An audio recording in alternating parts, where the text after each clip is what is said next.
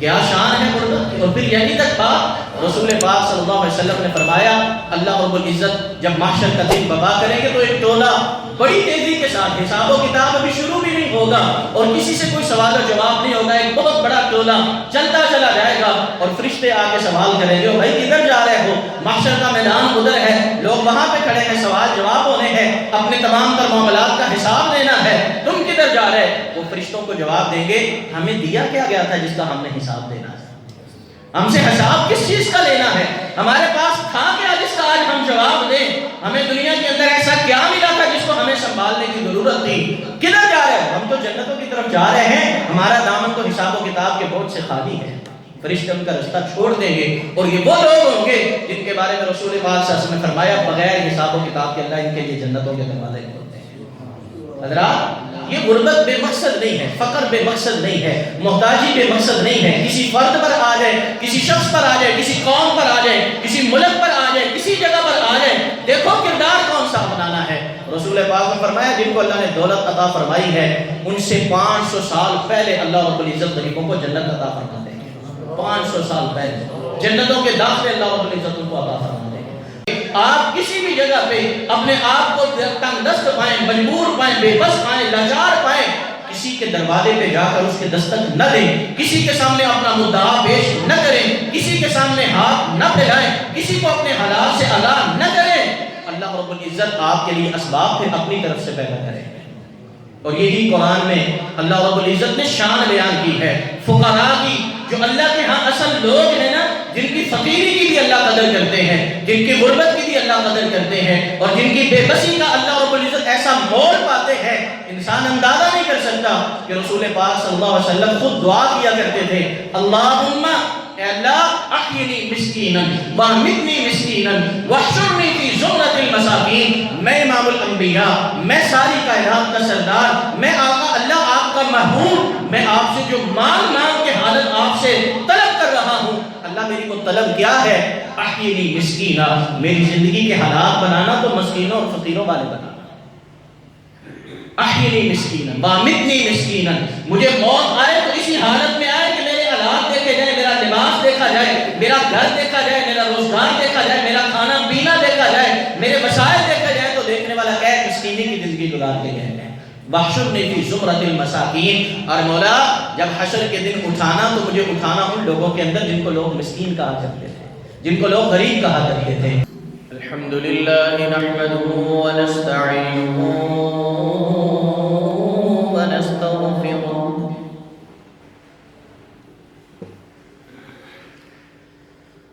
ونؤمن به ونتوکل علیہ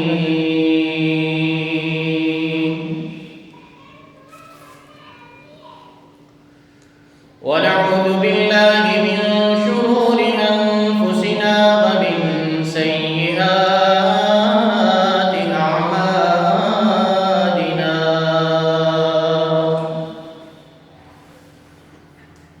من يهده الله فلا مضل له ومن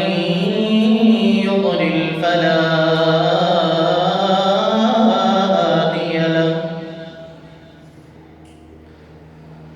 وأشهد أن لا إله إلا الله وحده لا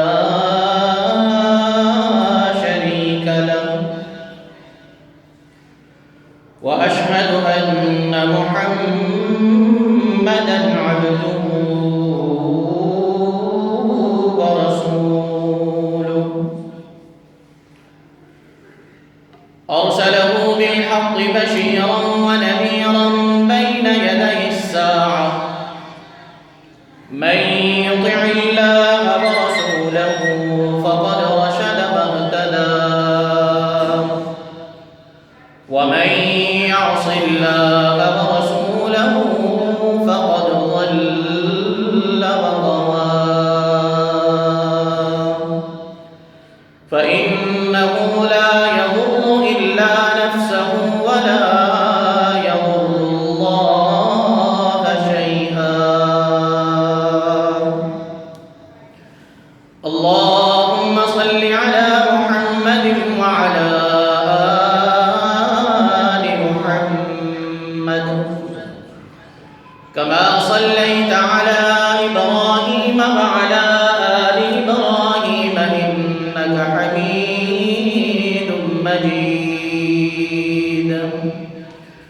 اللهم بارك على محمد وعلى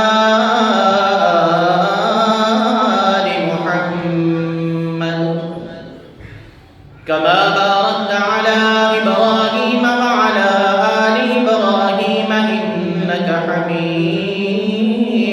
مجيد.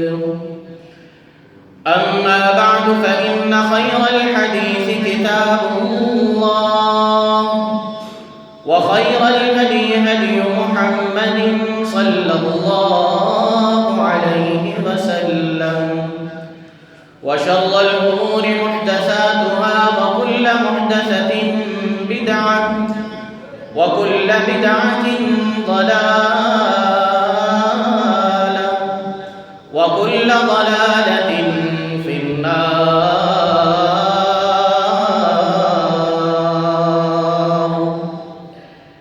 رب اشرح لي صدري ويسر لي أمري واحلل عقدة من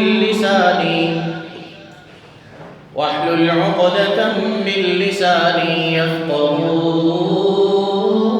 قولي.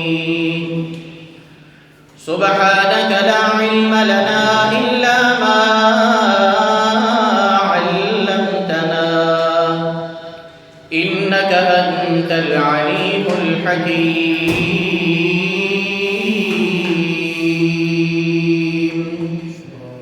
أعوذ بالله السميع العليم من الشيطان الرجيم.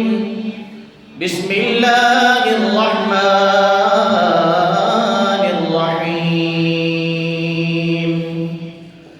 فسقى لهما ثم تولى إلى الظل فقال رب إني لما أنزلت إلي من خير فقير.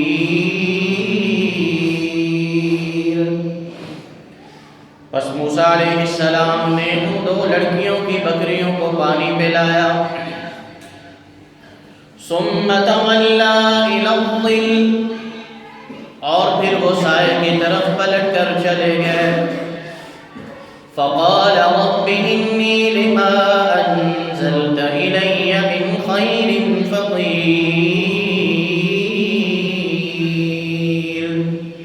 پھر اپنے ہاتھ بلند کیے اور کہنے لگے اے میرے پروردگار میں آپ کی طرف سے نازل ہونے والی بلائیوں کا ضرورت مند اور محتاج ہوں. صدق اللہ مولانا العظیم وصدق رسوله النبی الکریم ونحن على ذلك لمن الشاهدين والشاكرين والحمد لله رب العالمين.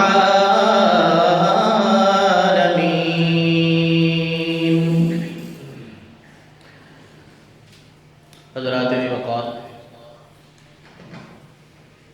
محترم بزرگوں، نوجوان ساتھیوں،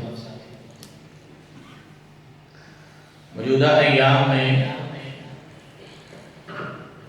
جس طرح کی پریشانیاں تمام تر افراد کو منسلک ہیں، ان میں وقت کے گزرنے کے ساتھ بیماری، وبا اور یہ جو وائرس کا ڈر اور خوف ہے، اس کا مقابلہ کرنے کی سوچ اور ہمت انسانوں میں پیدا ہو رہی ہے. لیکن اس کے ساتھ ساتھ ایک بہت بڑا ڈر اور خوف جو دلوں میں بیٹھ چکا ہے کہ جب روزگار کے دروازے بند ہیں، مارکیٹیں، دکانیں بند ہیں، معیشت کے رستے بند ہیں، تو وہ طبقہ کہ جو غربت کے سطح پہ زندگی بسر کرتا ہے اور محنت اور مزدوری کر کے اور دن اپنے پسینے بہا کر اپنی کمائی کو حاصل کر کے جا کر اپنے پیٹ کی بھوک اور بچوں کی ضرورت کو پورا کرتا ہے، وہ طبقہ ان حالات میں کیا کرے؟ یہ چیز ان کے لیے ڈبل مشکل کا سبب بن رہی. بیماری کا خوف اپنی جگہ، بے روزگاری کا بوجھ اپنی جگہ، غربت، محتاجی، فقر، یہ ایک ایسی موذی اور مہلک بیماری ہے، جس کے بارے میں رسول پاک صلی اللہ علیہ وسلم نے یہاں تک فرمایا تھا کاد الفقر ان تکون کفرا، کہ جس شخص پر محتاجی اپنے پنجے گاڑ لے، ممکن ہے کہ وہ اس حد تک بے بس لاچار اور مجبور ہو جائے کہ اپنے پیٹ کی بھوک کو مٹانے کے لیے اور اپنے بچوں کی ضرورتوں کو پورا کرنے کے لیے اپنے دین اور ایمان کا سودا کرنے پہ مجبور ہو جائے۔ اور ہم دیکھتے ہیں کہ ایسے علاقوں میں کہ جہاں پر غربت اور افلاس اس کا زور ہے، وہاں پر لوگ ایمان، اخلاق، کردار، اوصاف، حتیٰ کہ عزتوں کے بھی سودے کر کر اپنے پیٹ کو پالنے پہ مجبور ہو جاتے ہیں۔ یہاں قابل قدر ہے وہ لوگ، اور اللہ کا شکر ادا کرنا چاہیے کہ بے حسی کی وہ وبا ابھی تک ہمارے معاشرے پہ نہیں پھیلی کہ جس کے زیر اثر صاحب ثروت افراد کو غرباء کا احساس نہ ہو، فقیروں کا احساس نہ ہو، ضرورت مند اور محتاج افراد کی پذیرائی کرنے اور ان کا حوصلہ اور سہارا بننے کا خیال نہ ہو، بلکہ جب بھی ہم نے دیکھا ہے کہ کسی بھی سطح پر ایسی کسی آفت، ایسی کسی پریشانی کا دورہ شروع ہوا تو ساتھ ہی ایک نہیں، دو نہیں، انگنت اور لاتعداد ایسے افراد ظاہر بھی اور باطن بھی وہ لوگوں کا سہارا بننے کے لیے نکلے، اور انہوں نے حد الوسع پوری کوشش کر کے ان لوگوں کی بھوک مٹانے اور ان لوگوں کی ضرورت کو پورا کرنے کے لیے قابل قدر کردار ادا کیا ہے کہ جو ان کی ذمہ داری بنتی تھی۔ یہ ان کا کردار ہے جس میں مزید بہتری آنے کی چاہیے، طریقہ کار کے اندر، انداز کے اندر، رویے کے اندر اور اضافہ ہونا چاہیے۔ اللہ رب العزت ان کا کیا ہوا قبول فرمائے اور مزید کی ان کو توفیق عطا فرمائے۔ لیکن آج کے یہ چند منٹ جو ہم بیٹھے ہیں، میں یہاں پہ افراد سے ان کو مخاطب کرنا چاہتا ہوں، اور یہ پیغام آپ کی وساطت سے جہاں تک آپ جا سکیں اور پھیلا سکیں پہنچانا چاہتا ہوں کہ غربت کوئی شک نہیں کہ یہ مہلک ہے، تکلیف دہ ہے، اذیت ناک ہے، لیکن یہ بے فائدہ اور بے مقصد نہیں ہے۔ فقط بے فائدہ اور بے مقصد نہیں ہے، محتاجی اور تنگ دستی یہ اللہ رب العزت کے کنٹرول اور اللہ رب العزت کے حکم سے آتی ہے، اور اللہ رب العزت کا پیدا کردہ کوئی بھی ایسا ماحول اور کوئی بھی ایسا انداز جو اللہ کسی قوم، امت اور ملک پہ طاری کرتے ہیں وہ بے مقصد اور فضول نہیں ہوتا۔ جس طرح ہر عہدے، ہر ذمہ داری اور ہر مقام اور ہر عمل کا کوئی نہ کوئی مقصد اور ٹارگٹ اور ہدف ہے، ویسے ہی کسی معاشرہ پر یا معاشرے کے افراد پر یا کسی گھرانے پر یا کسی خاندان پر غربت کو طاری کر دینا، فقر کو طاری کر دینا، محتاجی کو طاری کر دینا، اس کا بھی بہت بڑا ایک مقصد ہے۔ غربت کا مقصد یہ نہیں کہ بندے کو ذلیل کر دیا جائے، اس کو رسوا کر دیا جائے۔ اگر غربت کے ساتھ ذلت طاری کرنا مقصد ہو تو کبھی غربت کا عالم اور فقر کا عالم پیغمبروں پر نہ چھاتا اور انبیاء پر نہ چھاتا۔ میں نے جو آیت کریمہ آپ کے سامنے تلاوت کی ہے، اس میں حضرت موسیٰ علیہ السلام اولو العزم پیغمبروں میں سے ایک پیغمبر ہیں، اور قرآن پاک کے اندر جتنا اللہ نے ان کا نام ذکر کیا ہے، امام الانبیاء جناب محمد رسول صلی اللہ علیہ وسلم کا بھی نام ذکر اتنی مرتبہ نہیں کیا ہے۔ اتنی مرتبہ اللہ نے ان کا نام لیا ہے، لیکن جو مقام اللہ نے، جو میں نے پڑھا ہے، وہاں پر جو اللہ نے ذکر کیا ہے، کیا ذکر کیا ہے کہ ایسے عالم اور ایسے ایام حضرت موسیٰ علیہ السلام پہ طاری تھے۔ اگر تاریخ اور بنی اسرائیل کی روایات کا سہارا لے کر بات کو سمجھنے کی کوشش کی جائے تو پیرے میں جوتا بھی نہیں تھا، اور پھٹے ہوئے حال تھے، پراگندہ بال تھے، بکھرے ہوئے بال تھے، اور گٹے اور جو ہے نا مٹی کے اندر کٹے ہوئے تھے، پیر پھٹے ہوئے تھے، چھالے پڑے ہوئے تھے، اور خون رس رہا تھا، اور پیاس ان کے کانٹوں کے اندر، ان کے گلے، پیاس کی شدت کی وجہ سے گلے میں کانٹے چبھ رہے تھے، اور کھانے کے لیے نوالا بھی نہیں تھا، حتیٰ کہ یہ عالم طاری ہو گیا تھا کہ اپنی بھوک کو مٹانے کے لیے وہ پتے توڑ توڑ کر چبانے پہ مجبور ہو گئے تھے۔ غربت کا مقصد کسی کو ذلیل کرنا نہیں ہوتا۔ جب کسی پر غربت کا ماحول، غربت کے ایام طاری ہو جائیں تو اس کے لیے اللہ رب العزت کے قانون اور ضابطے کو سمجھنا ضروری ہو جاتا ہے، اور وہ حضرت موسیٰ علیہ السلام پر جب طاری ہوا تو آپ ایک لمبا سفر طے کرنے کے بعد خالی دامن، خالی ہاتھ، کوئی کھانے پینے کا سامان نہیں ہے، بھوک نے بھی ستایا ہوا اور جو ہے نا وہ بے آسرا اور بے سہارا بھی ہے، اور پیاس کی شدت بھی طاری ہے۔ اور جب ایک بستی میں پہنچتے ہیں تو وہاں پہ ان لوگوں کے اندر ایک دو لڑکیوں کو دیکھتے ہیں تو فوراً ان کی مدد کرتے ہیں اور ان کا سہارا بنتے ہیں، وہاں پہ بکریوں کو پانی پلاتے ہیں، ان کی ضرورت کو پورا کرتے ہیں، اور اپنی بھی ضرورت ہے، بھوک بھی مٹانی ہے، اور آسرا اور سہارا بھی لینا ہے، چھت کی بھی ضرورت ہے، جان پہچان کی بھی ضرورت ہے، لیکن وہاں جو کردار حضرت موسیٰ علیہ السلام نے اپنایا ہے وہ کردار ہمارے لیے سبق ہے۔ ان کی بکریوں کو تو پکڑا، ان کو تو کنویں پہ لے کے گئے، ان کو تو پانی پلایا، اور پانی پلانے کے بعد بکریوں کو واپس بھی پلٹایا اور ان کی مصیبت اور ان کا حال احوال بھی دریافت کیا، لیکن اپنا حال ان کے سامنے اپنی زبان سے بیان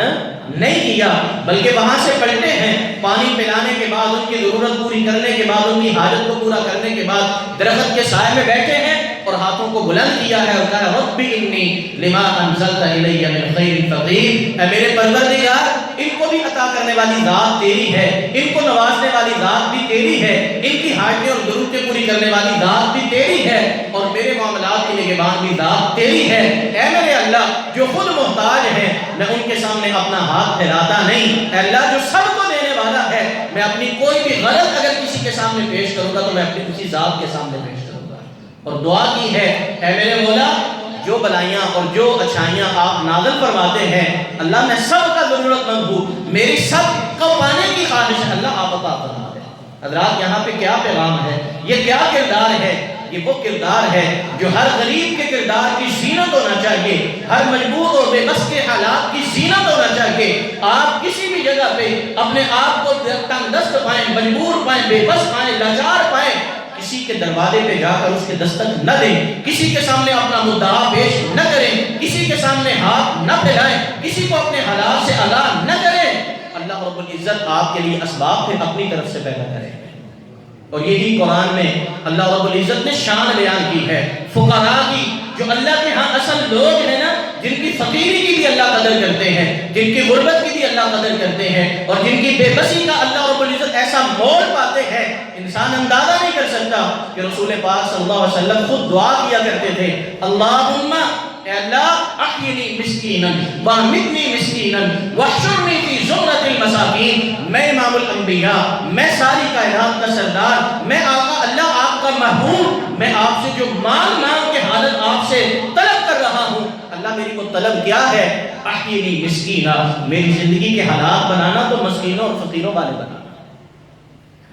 احیینی مسکینا وامیتنی مسکینا، مجھے موت آئے تو اسی حالت میں آئے کہ میرے حالات دیکھے جائیں، میرا لباس دیکھا جائے، میرا گھر دیکھا جائے، میرا روزگار دیکھا جائے، میرا کھانا پینا دیکھا جائے، میرے وسائل دیکھا جائے، تو دیکھنے والا کہے مسکینی کی زندگی گزار کے گئے ہیں۔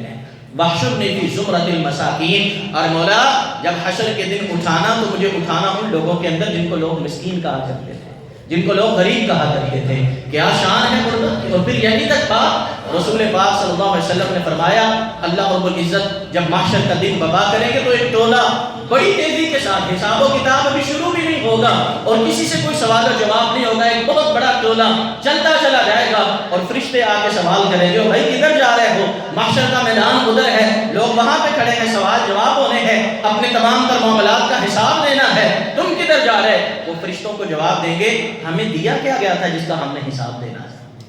ہم سے حساب کس چیز کا لینا ہے، ہمارے پاس تھا کیا جس کا آج ہم جواب دیں، ہمیں دنیا کے اندر ایسا کیا ملا تھا جس کو ہمیں سنبھالنے کی ضرورت تھی، کدھر جا رہے ہیں؟ ہم تو جنتوں کی طرف جا رہے ہیں، ہمارا دامن تو حساب و کتاب کے بوجھ سے خالی ہے۔ فرشتے ان کا رستہ چھوڑ دیں گے اور یہ وہ لوگ ہوں گے جن کے بارے میں رسول پاک صلی اللہ علیہ وسلم نے فرمایا بغیر حساب و کتاب کے اللہ ان کے لیے جنتوں کے دروازے کھولتے ہیں۔ حضرات یہ غربت بے مقصد نہیں ہے، فقر بے مقصد نہیں ہے، محتاجی بے مقصد نہیں ہے، کسی فرد پر آ جائے، کسی شخص پر آ جائے، کسی قوم پر آ جائے، کسی ملک پر آ جائے، کسی جگہ پر آ جائے، دیکھو کردار کون سا بنانا ہے۔ رسول پاک نے فرمایا جن کو اللہ نے دولت عطا فرمائی ہے ان سے 500 سال پہلے اللہ رب العزت غریبوں کو جنت عطا فرما دیں گے، 500 سال پہلے جنتوں کے داخلے اللہ رب العزت ان کو عطا فرما دیں گے۔ حضرات یہ 1 2 3 کئی ایسے سلسلے ہیں جن کو آج ہمیں پڑھنے کی ضرورت ہے، لیکن یہ مقام ملے گا کب، یہ شان ملے گی کب، یہ اونچا مقام، یہ مرتبہ، یہ جنتوں کی مہمانی اور یہ اللہ رب العزت کی محبت کے پیغمبر کا ساتھ ملے گا کب؟ جب ہم اپنا ایک کردار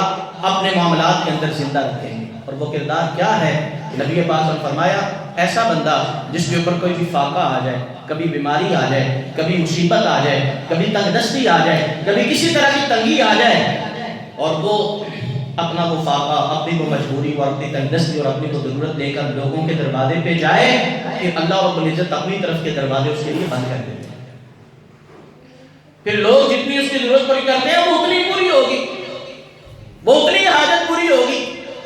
کیسی ہوتی ہے وہ ہمیں بھی پتا ہے. کوئی 500 لے کے آ جاتا ہے, کوئی 1000 لے کے آ جاتا ہے, کوئی راشن کا ایک ڈبہ لے کے آ جاتا ہے, کوئی ہفتے کا, کوئی 10 دن کا راشن. اتنی ہوتی ہے. اور نبی پاک اپنا اگلے جملے میں کیا فرمایا؟ فرمایا جس پر کوئی حاجت اور فقر اور کوئی مسئلہ اترے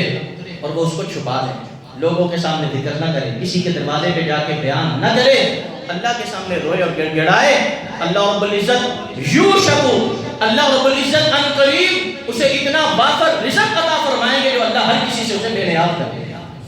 اور اس کے بعد اللہ رب العزت کیا فرمائیں گے؟ فرمایا اگر اللہ نے دنیا میں اس کا رزق نہیں رکھا تو اس کو اللہ دنیا کے لوگوں سے اٹھا کر اپنے پاس بلا دیں گے, پھر وہاں اللہ اس کی مہمان نوازی کریں گے. اس لیے حضرات ہماری غربت ہے تو بے مقصد نہیں ہے, اس کی کچھ ذمہ داریاں ہیں, اس کے کچھ اوصاف ہیں جو ہم نے اپنے اوپر طاری کرنے ہیں, اور اگر وہ طاری کریں گے تو ہمارا یہ عالم بھی, ہمارے یہ حالات بھی, ہمارے یہ ایام بھی ہمارے لیے ہمارے مقام و مرتبے کی بلندی کا سبب بن جائیں گے. رسول پاک نے فرمایا اللہ رب العزت نے یہ حالات تو ہر کسی کے لیے مقرر کیے ہیں, طاری ہو جاتے ہیں, لیکن یاد رکھنا ان حالات میں من یستعفف یعفہ اللہ, جو بندہ لوگوں سے سوال کرنے سے بچے گا اور لوگوں کے سامنے اپنی حاجت لے کے جانے سے بچے گا, اللہ رب العزت اس کو بچا بھی دیں گے. اللہ رب العزت اس کو کسی کے سامنے ہاتھ پھیلانے کی نوبت آنے نہیں دیں گے. اللہ رب العزت اس کی عزت نفس کو اللہ رب العزت محفوظ رکھیں گے. اللہ رب العزت اس کے خود اسباب اس کے لیے اس کی